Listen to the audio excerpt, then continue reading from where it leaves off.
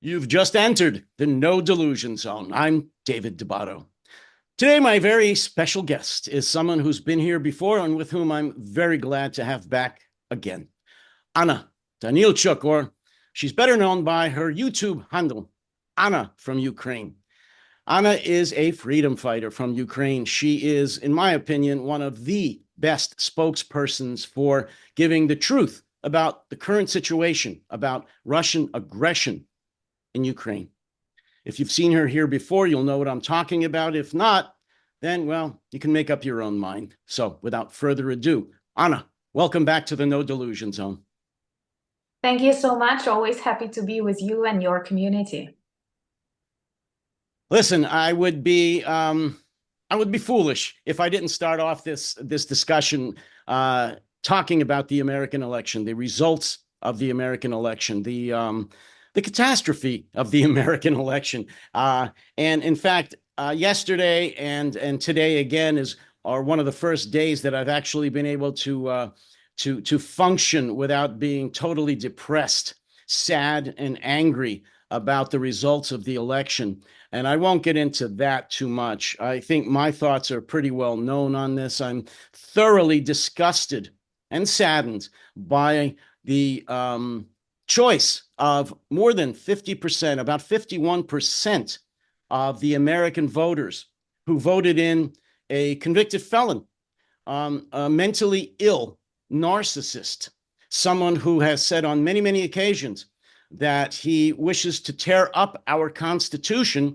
and that he will become a dictator on day one, someone who incited an insurrection that almost overturned our government on January 6, 2021. 51% of the American voters decided that's the guy for me.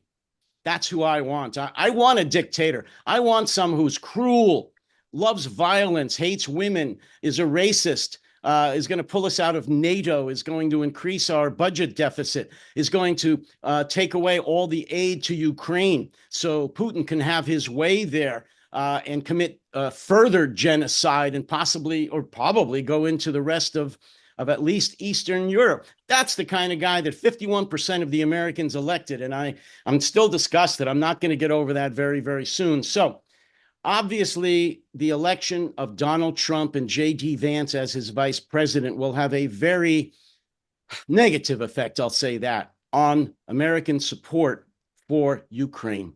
Anna, what right now is, first of all, your thoughts and feelings after the election, and what are you hearing from your folks, your viewers, and your associates in Ukraine about the results of the American election?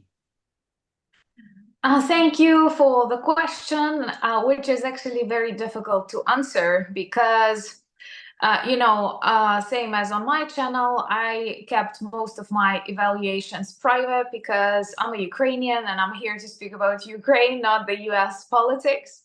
One thing that I know is that periods of elections are always very heated. And for us, it was a very difficult period too, because literally on both sides of the ocean, you could feel how paralyzed politicians were. Even those that are far away from the United States, let's say in Poland, in Germany, in France, they were all waiting for the results of the elections in the United States, as if they don't have their personal opinion. And this kind of irritated some people in Ukraine. Because no matter who is the president of the United States, Putin is a war criminal.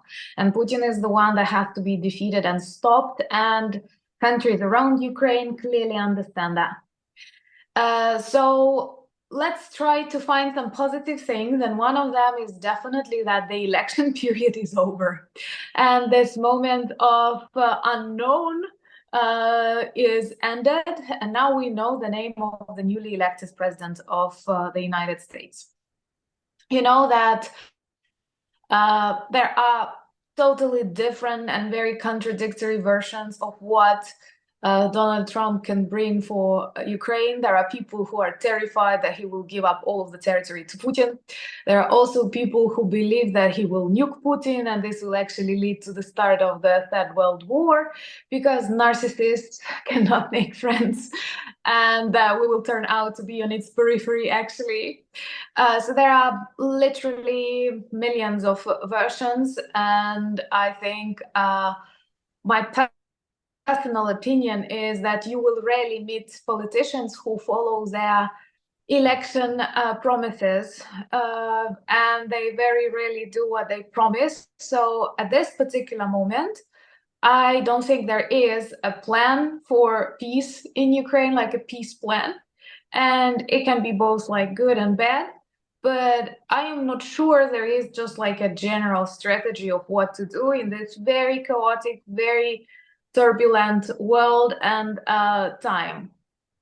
So Ukraine lives in really harsh conditions of war, full-scale war, for almost 3 years already. And if it has taught me something, that is definitely the thing that everything is very dynamic, and changes very quickly. And it may seem one day that you've totally lost, and then on the next day you feel like you are really close to your victory. So our task is to win every day with small steps, preserving our unity, concentrating on our needs, speaking about Ukraine properly, communicating our mission on this planet, and hoping for the best, because for us, this is an existential fight. One thing that we surely understand, we don't speak a lot about that, is the fact that never trust other countries, even with very respectable leaders, because I know many hate it when we speak about Budapest Memorandum. It's funny how we talking about it, and others like avoiding this topic. People play with the word memorandum, that it is actually non-obligatory, but I believe that just the word of the president of the US and the word of the prime minister of UK is worth more than signatures or anything else, because these are leaders of countries that are leaders. And the best way is actually when you don't depend on anyone to protect yourself against evil. Unfortunately, Ukraine was severely demilitarized during years of independence, inspired by Russia, but supported by many of our today's allies. So it's not just like Ukraine was lazy, I don't know, Ukraine spent all of money on something and now you need to help it. No, it was a process where we promised to give up our nuclear weapons for the guarantees of territorial integrity, and now when we actually need the support, people start trading or getting tired. And what is also bad, that all of the election campaign was superheated with Russian propaganda, with various fakes about the sums of money that US taxpayers have to spend on Ukraine, when in reality all of this money actually returned and stayed in the United States, in the industry, weapon industry, and so on. So maybe after the elections are over, there will be at least fewer of such messages on the headlines. Well, let me say this, and we talked about this off air. Anna is not an expert in American elections or the American political system by any means. So don't expect her to be one, because she's not. She is an expert on the pulse of Ukraine and what's going on every day in Ukraine. So that's primarily what we're going to talk about. But I just want to interject one thing that you did say, which I think is very important in this discussion. Most of the American people, 99.9%, especially those that voted for Trump, don't even know what the Budapest Memorandum is. They also couldn't find Budapest on a map because they can't find Ukraine on a map. So they don't know what it said. They don't know that Ukraine arguably had the largest concentration of nuclear weapons in the former Soviet Union, and that because the now allies of Ukraine didn't force them, but pretty much talked them into Ukraine giving up your nuclear weapons in exchange for security, for peace, for territorial integrity. Americans don't know that. Most of them don't. They also don't know that our, meaning security for the United States and all of North America, is contingent upon what happens in Ukraine. They don't still understand the interconnectivity of the world in general, because in America, Trump in particular and the Republicans have made it a cornerstone of their campaign to dumb down the American people, to tell them education is bad, bad.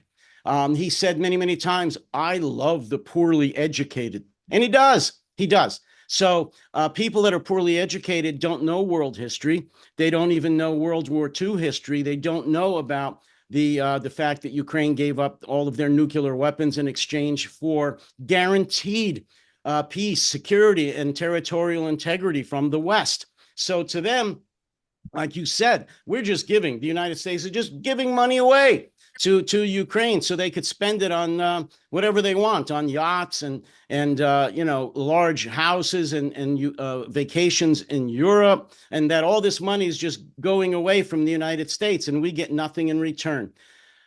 I could go on, but I'm not going to. I just wanted to add that to your point, that America is actually getting a lot back right now immediately in terms of defense contracts, money coming right back to the United States. And also, as many people have said, including my friend Ben Hodges, this is a national security concern of the United States, not just an existential concern of Ukraine. And so for the United States not to support Ukraine, we are shooting ourselves in the foot.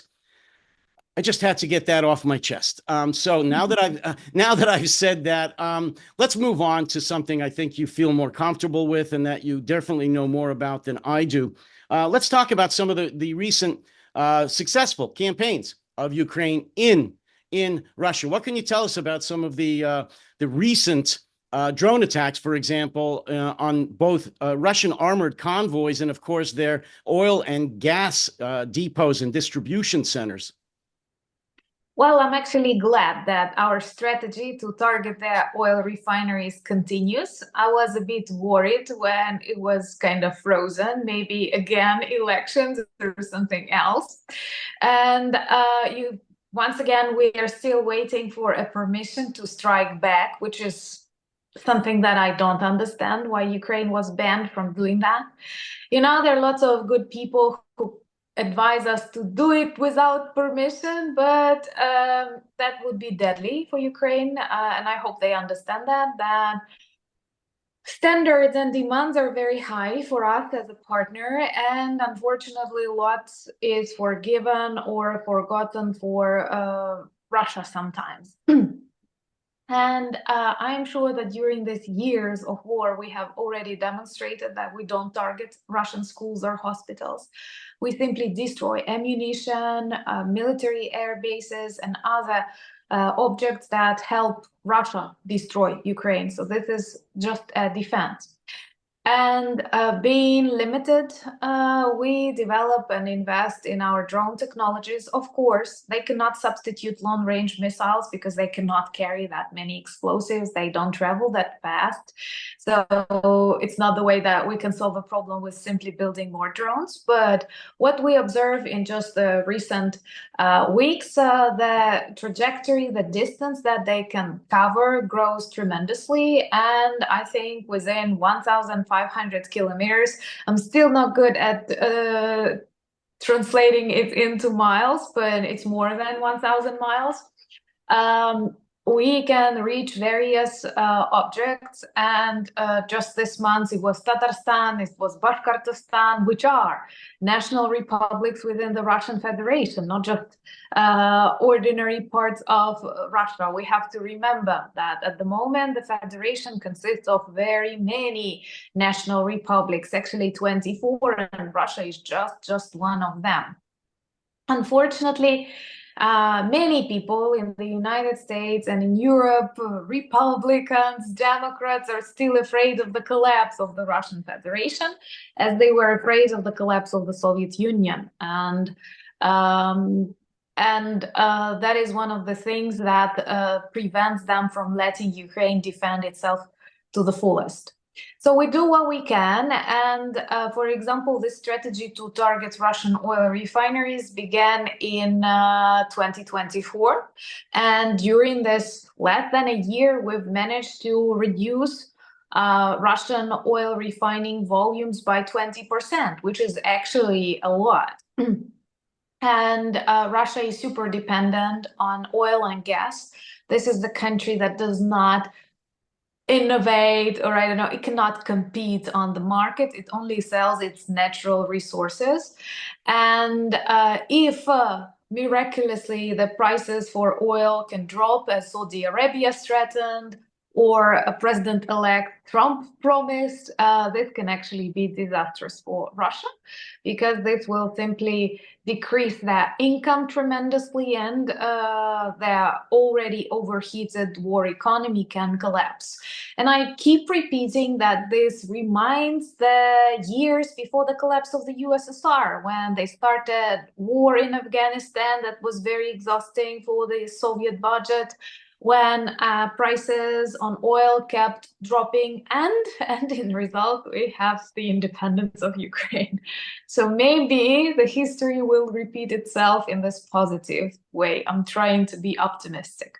Well, I think the strategy that you mentioned about Ukraine targeting Russian gas and oil refineries and distribution centers is actually working. I think Gazprom, the Russian national energy corporation, is on the verge of bankruptcy. I'm not sure if that's going to happen, but you've hit Russia in the pocketbook very, very much by using that strategy. And as the old cliche goes, basically Russia is a gas station with nuclear weapons. They don't have any other industry. They, as you said, they don't innovate. They don't invent. They don't produce anything worth a damn that any other country wants to buy.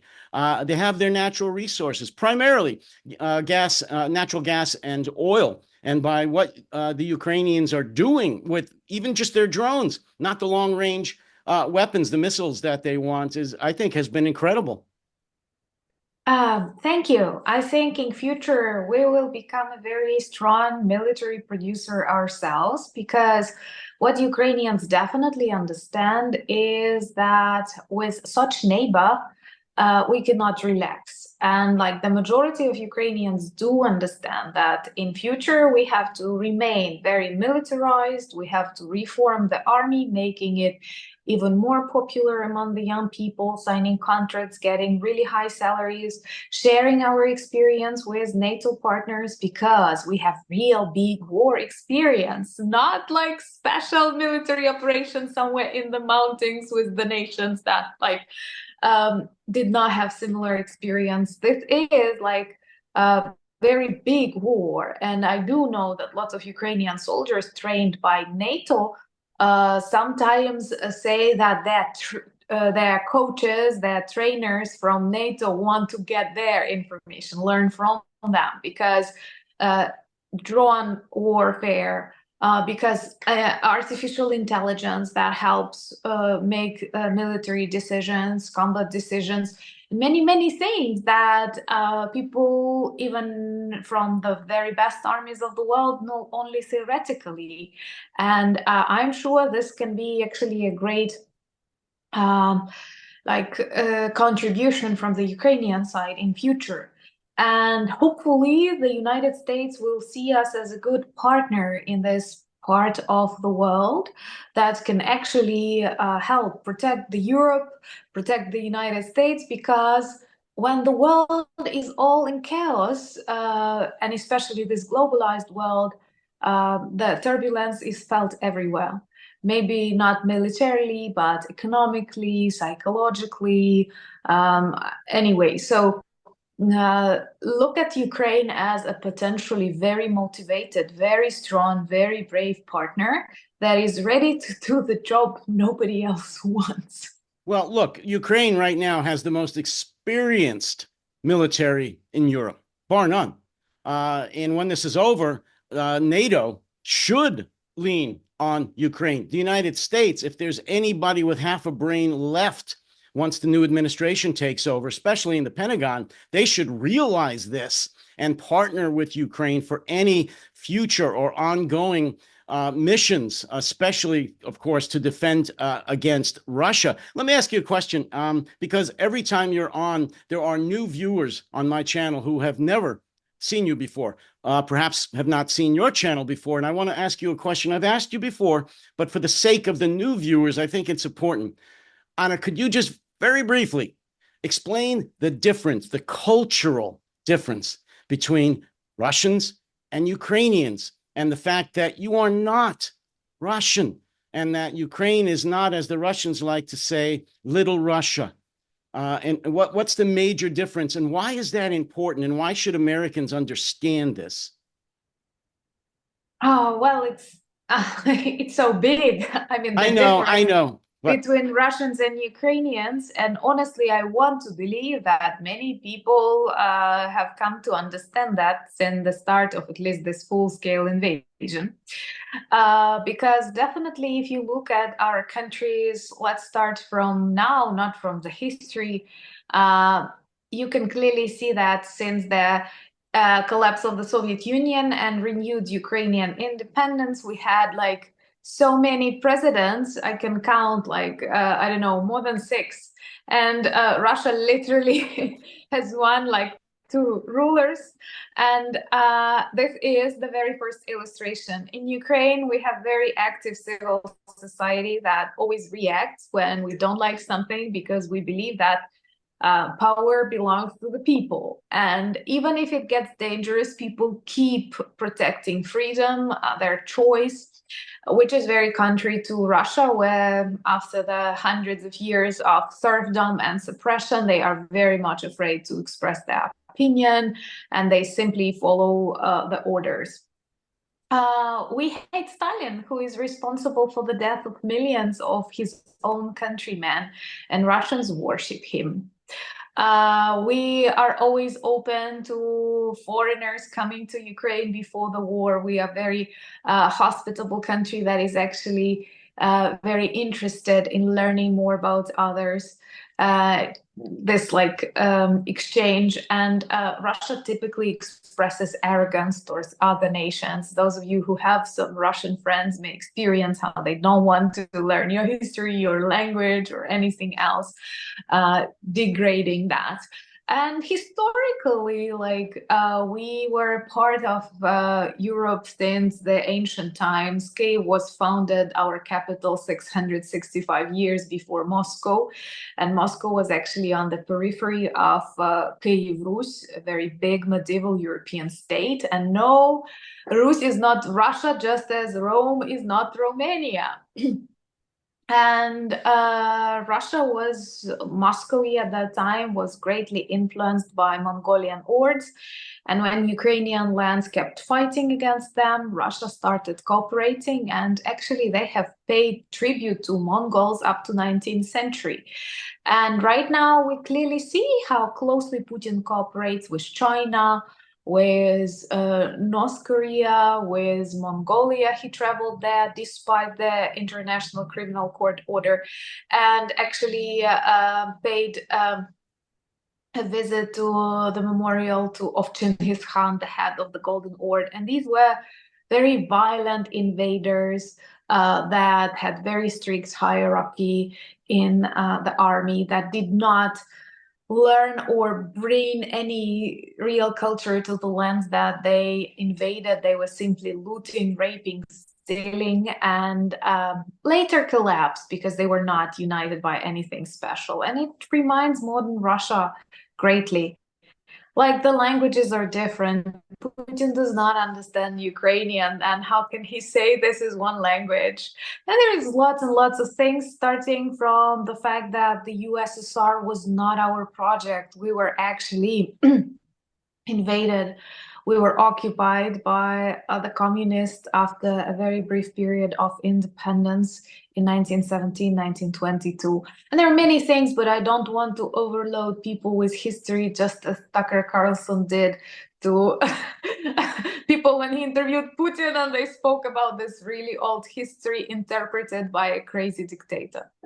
No, but I don't want you to, but I just thought it was important to interject a little bit from you, who are an expert in this, the difference between Russia and Ukraine, because I'm embarrassed to say that even today, especially after the election, the vast majority of Americans associate Ukraine with Russia as the same people, and that you're just having a family dispute, a territorial disagreement, and all that. It's just disgusting. So thank you for that. It's kind of weird, like, you know, of course, there are no families between like countries with independent borders, you know.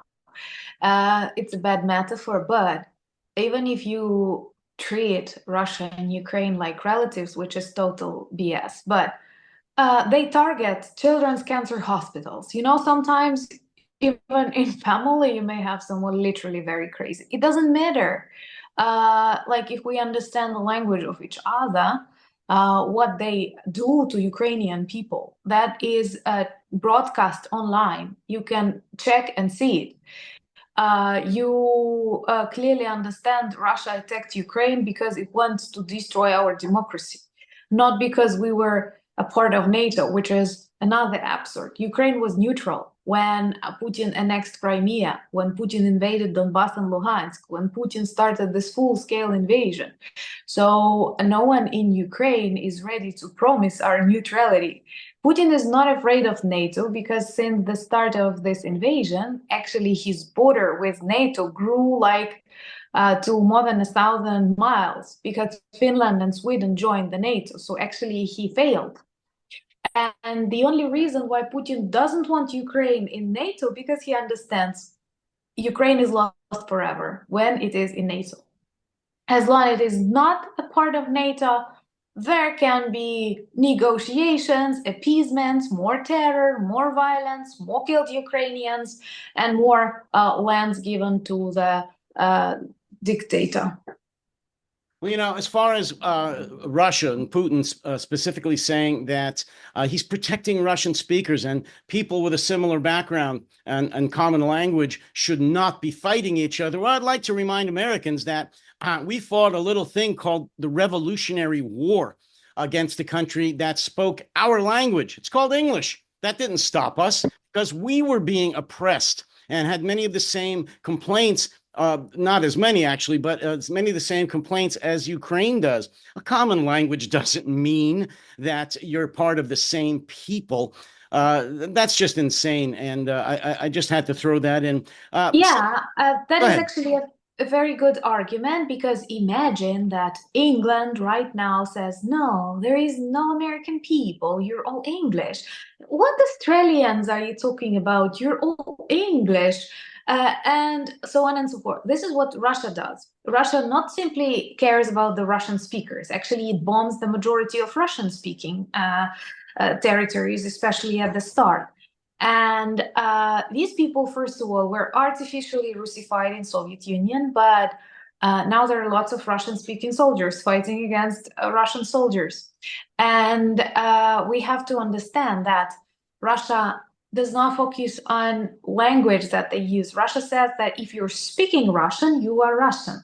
It's just like if you're speaking English, you're English. You're not American. Yeah, you're British. And, yeah. So this is absurd, but this is how they act.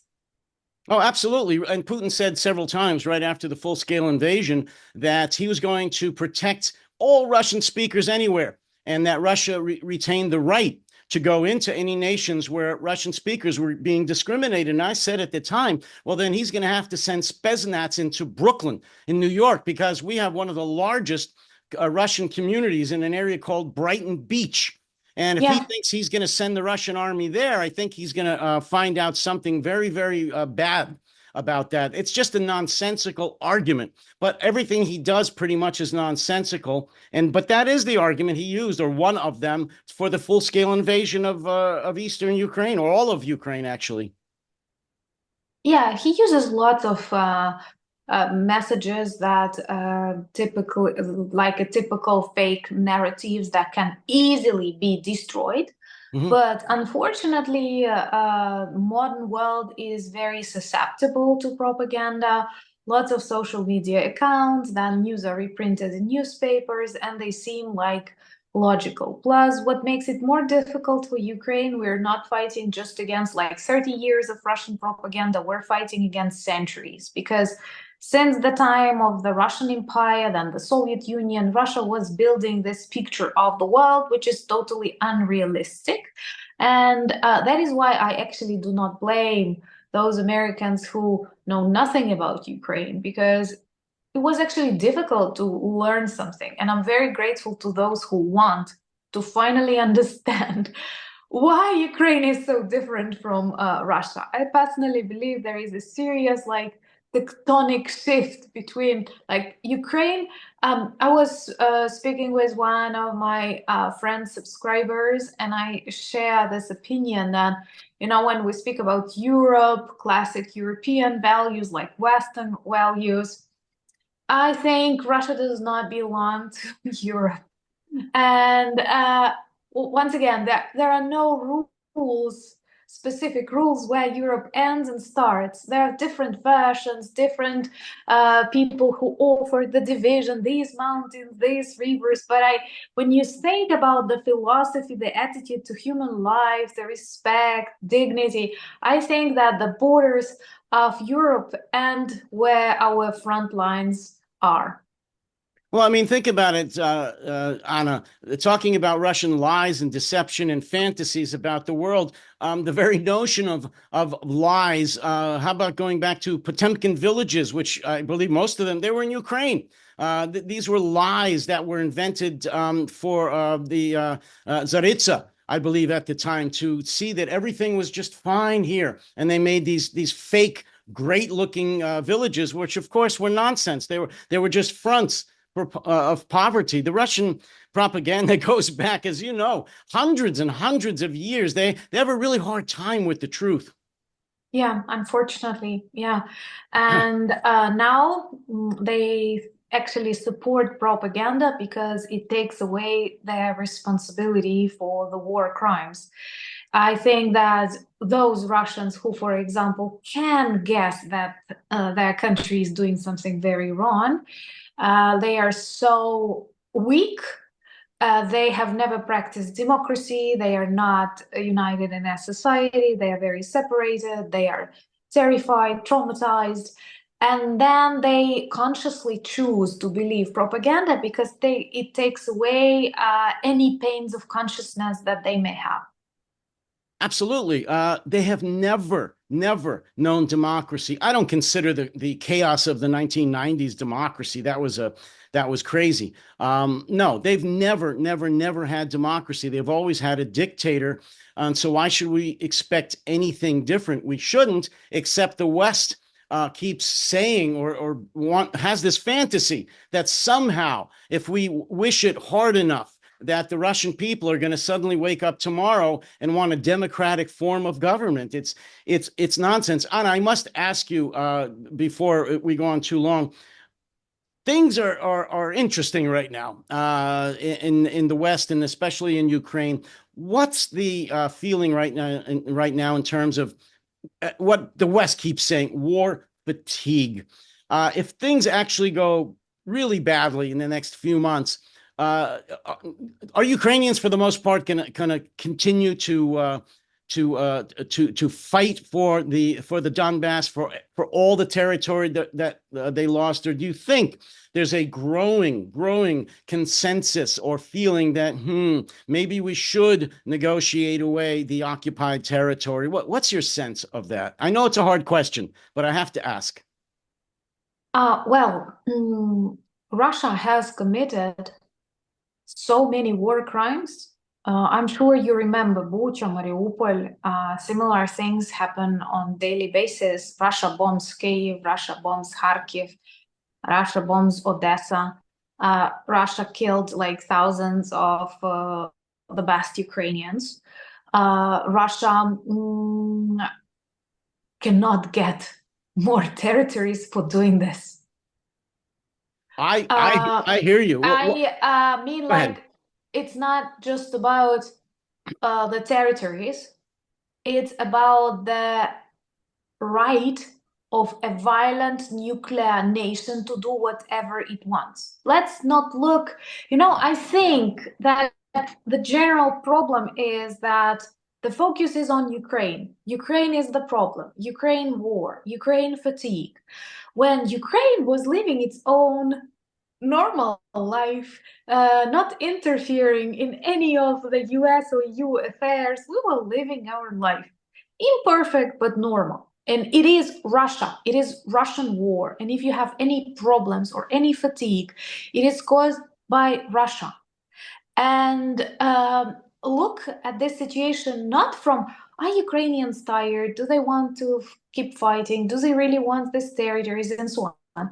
Shift your focus on Russia and have a look at a country that can do whatever it wants, that can break all the international agreements, demonstrate disrespect to all of your international organizations that you actually fund with your tax money too. And just because they have nuclear weapons, they can simply kill thousands of innocent people, more than 500,000 of Ukrainian children, bomb cancer hospitals, schools, and for that, not to be punished and defeated like Nazi Germany, but actually get these territories and return back to various G8 meetings or what. This will be not just a precedent, this will be a super green light to continue and continue until it will finally reach your borders, and it will. It may not be Russia, it may be China, it may be someone else, but inspired by this example. And I'm not saying it to frighten you.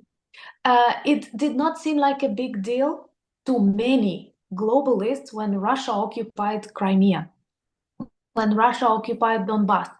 But they not just need territories. Come on, the largest and very poor country in the world does not need more territories to care about. What they do, they simply develop military bases, they bring more of their soldiers, they store ammunition to keep destroying more of Ukraine. After they finish Ukraine, if they are forgiven for everything that they've done, sanctions lifted, I don't know, territories are given, they will move on. They will use all of the territory of Ukraine to threaten you further, starting with hybrid wars and finishing with very real ones, because it is not only Ukrainian army that learned a lot during these years of war. We have to be realistic. Russians improved their warfare too. They know how to use drones. They build them in millions together with Iran and China and North Korea. They are very well trained. And do you want Ukraine to be with you on your side? Or do you want Ukraine to be swallowed and actually join this authoritarian world that is very close to winning? I, of course, agree with everything you've said. And I believe that if Ukraine, for whatever political or logistical or realistic reasons, is forced to negotiate, in quotes, with Russia and cede the occupied territory, it would be an international tragedy of incalculable scope. It would be an incredible tragedy. And I just pray it doesn't happen. Something that's gotten into the press recently, that's leaked out, so to say, from the so-called Trump peace plan that he's perhaps going to speak with Putin about after he's inaugurated, is that that Ukraine agree never to join NATO, and in regards to that, or in exchange for that, NATO, not America, but NATO, European NATO forces would then patrol the currently occupied territories of Ukraine to ensure the territorial integrity of Ukraine and prevent further Russian incursions. It doesn't really say anything about Russian forces leaving the occupied territories, just that it would be frozen and that there would be no further advances by Russia into Ukraine, and that it would be controlled by NATO, European NATO forces. Have you heard that? And what's your opinion on that, if any? I have heard about that. I have heard lots of versions, which once again prove that there is no plan at the moment. Plus, once again, let's look at it from the Russian perspective. I hated that like many still treat Ukraine as an object when we are a subject. And we have to remember that at the very start of the invasion, US president, EU leaders gave us 72 hours. They were confident, including Biden, that Ukraine will collapse in 72 hours. And the very first aid that Ukraine received were hamlets and like various skills and humanitarian aid. All they hoped will some partisan movements. Didn't we surprise you? The same may happen even if people decide like they can negotiate. You cannot negotiate without Ukraine, and Ukraine will not accept such terms. And let's not forget that we can do a lot of things by ourselves too. I know we need the support, we need the supplies, but there were also restrictions that we had. There were restrictions that we had. Not targeting something. We were asked not to target oil refineries, not to make it too bad for Russia. Then we will have no like restrictions. Don't push Ukraine to developing nuclear weapons, you know? And another thing is that Russia will never accept European and NATO soldiers on its borders, because let's be realistic. Even before Trump was elected as a president, did you see readiness to invite Ukraine to NATO? I think we deserve that. If not like joining NATO, but at least an invitation, a gesture that after the war is ended, just as the European Union did. But no, we may say that top leading countries, US and Germany, were the one to say, no, no, no, no, no, no, no, no, no, no, no, no, no, no.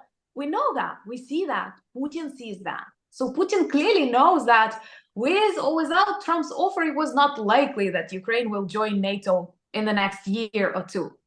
No matter how hard we ask for that, no matter how hard we deserve that, no matter how hard Ukrainian people support that. And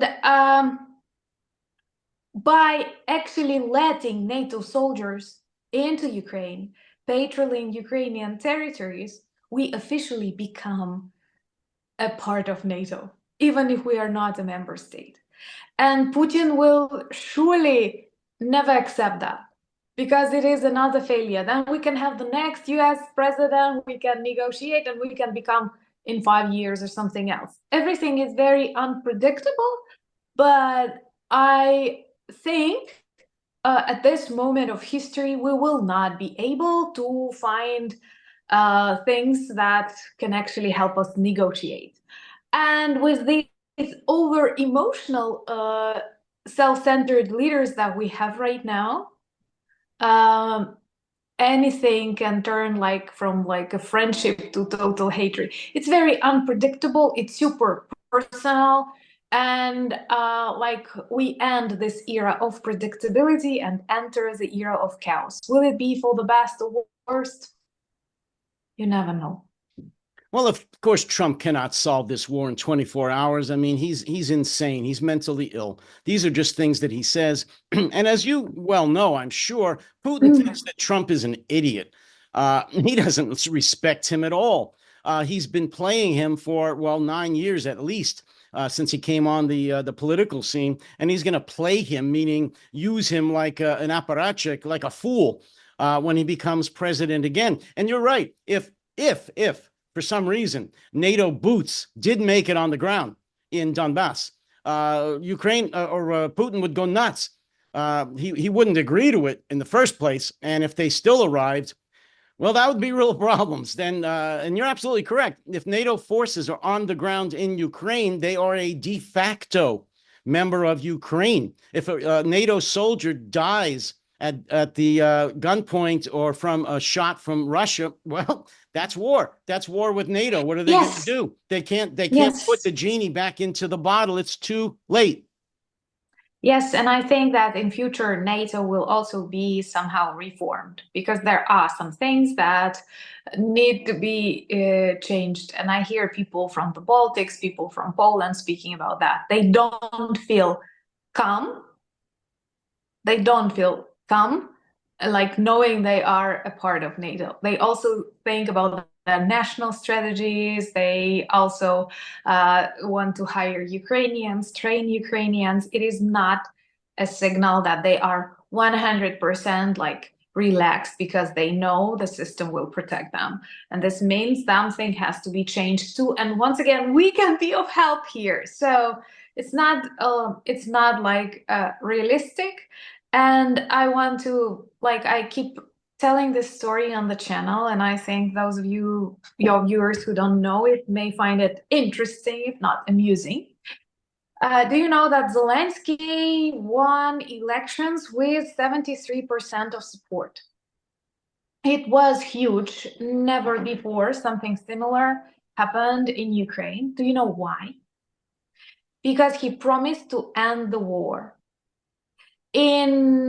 after one conversation with Putin. It was his main message that I know how to end the war. He had it in his mind. And he said that he knew Putin. He actually communicated with him before he became a president as an artist, like 10 years before that, and so on.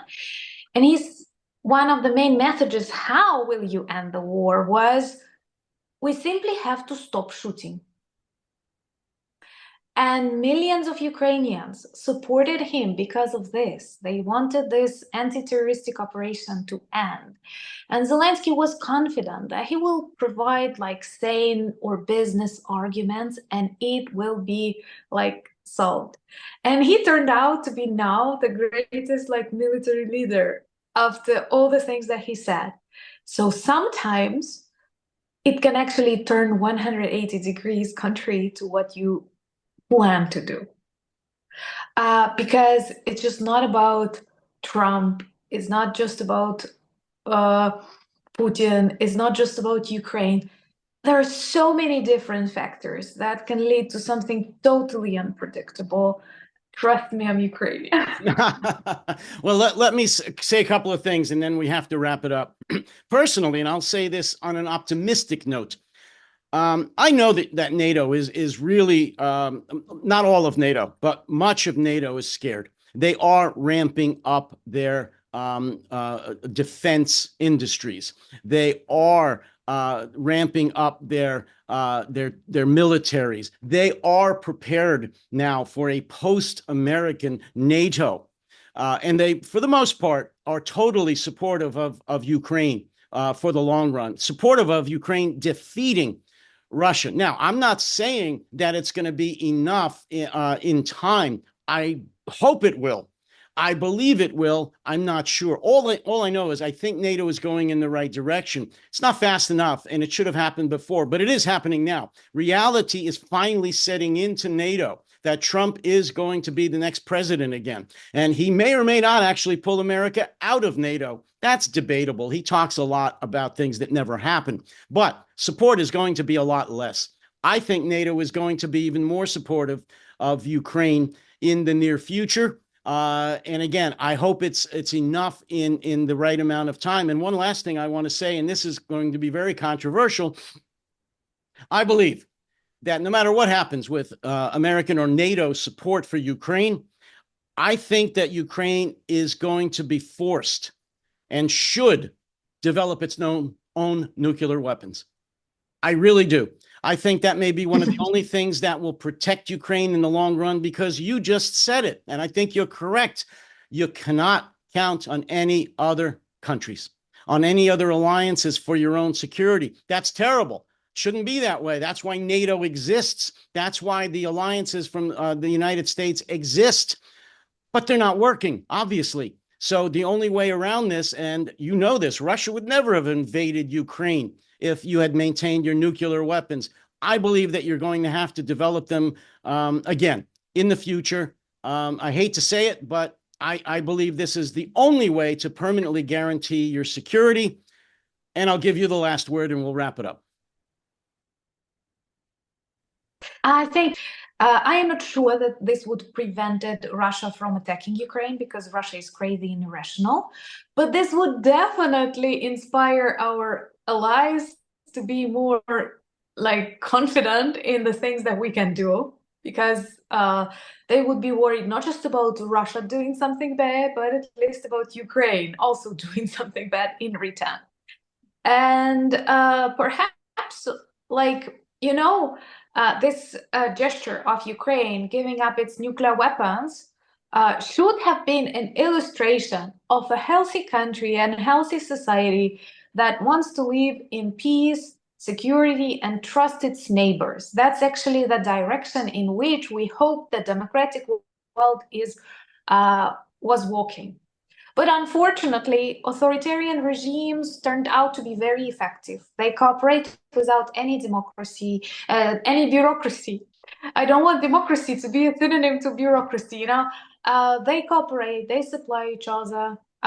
You've seen North Korean soldiers in Russia fighting with Ukraine. You don't see NATO soldiers fighting in Ukraine against North Korean soldiers. So, of course, there is a feeling of a light betrayal, and that facing an existential threat, you have to keep persuading people that they have to help you out because you have given up the weapons and they also kill your children. And it's kind of bad that they shell civilian houses. And it's very demotivating and exhausting that you have not just to hide in bomb shelters, not just to spend lots of your own money on the support of your army, because it's a very big war where everything gets burned in days. And you have to keep persuading people, it's worth that. I'm worth your support. I'm worth surviving. Please have a look at me. So, of course, I think that if everything goes right and we manage to survive, preserve our state, we will try to be stronger and more independent. But don't be afraid of that, because you've clearly seen our values. And they are, well, the respect of human life, respect of borders, respect of international agreements, and the defeat of evil. You cannot appease evil. It does not work. History teaches us. Anna Danylchuk, Anna from Ukraine, thank you very, very much again for taking part in this important discussion. Let's do it again soon, and please take care and stay safe and stay sane. Thank you.